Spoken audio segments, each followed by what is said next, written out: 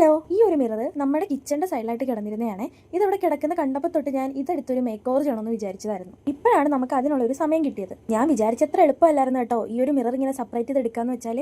Cardboard piece എടുത്ത് ഇങ്ങനെ cut ചെയ്യാൻ തുടങ്ങിയപ്പോഴേക്കും എനിക്ക് മനസ്സിൽ ഇത് ഫ്ലോപ്പ് ആവോ വേണോന്നൊക്കെ ഒരു തോന്നലുണ്ടായിരുന്നു. പിന്നെ പരീക്ഷണങ്ങൾ നമുക്കൊരു പുത്തരി അല്ലല്ലോ. അങ്ങനെ കാർഡ്ബോർഡ് പീസൊക്കെ കട്ട് ചെയ്തെടുത്ത് അതിലേക്ക് മിറർ വെച്ച് അതൊക്കെ സെറ്റ് ചെയ്തെടുത്ത്. ശരിക്കും ഞാൻ വിചാരിച്ചത് ഒരു കുഞ്ഞു മിറർ ആയിരുന്നേ. പക്ഷെ എല്ലാം സെറ്റ് ചെയ്ത് വന്നപ്പോഴേക്കും ഇച്ചിരി വലുതായി പോകുന്നൊരു ഡൗട്ട് ഉണ്ടായിരുന്നു. അങ്ങനെ നമ്മൾ ക്ലേക്ക് എടുത്ത് എല്ലാം സെറ്റ് ചെയ്ത് വെച്ചിട്ട് ഓരോ പണി വീതം ചെയ്യാൻ തുടങ്ങിയേ. ഞാൻ വിചാരിച്ചത് ഈ ക്ലേക്ക് വെച്ചിട്ട് ഇങ്ങനെ ഡിസൈൻ ചെയ്യാന്ന് വെച്ചാൽ ഭയങ്കര സിമ്പിൾ ആയിട്ടുള്ള കാര്യമാണെന്നാണ്. നമ്മൾ ഈ വീഡിയോസിലൊക്കെ കാണാറില്ലേ പെട്ടെന്ന് ഓരോ ഡിസൈൻ ഒക്കെ ചെയ്തെടുക്കുന്നത്. പക്ഷേ ഇത് അത്ര എളുപ്പമുള്ള കാര്യമൊന്നും അല്ല കേട്ടോ.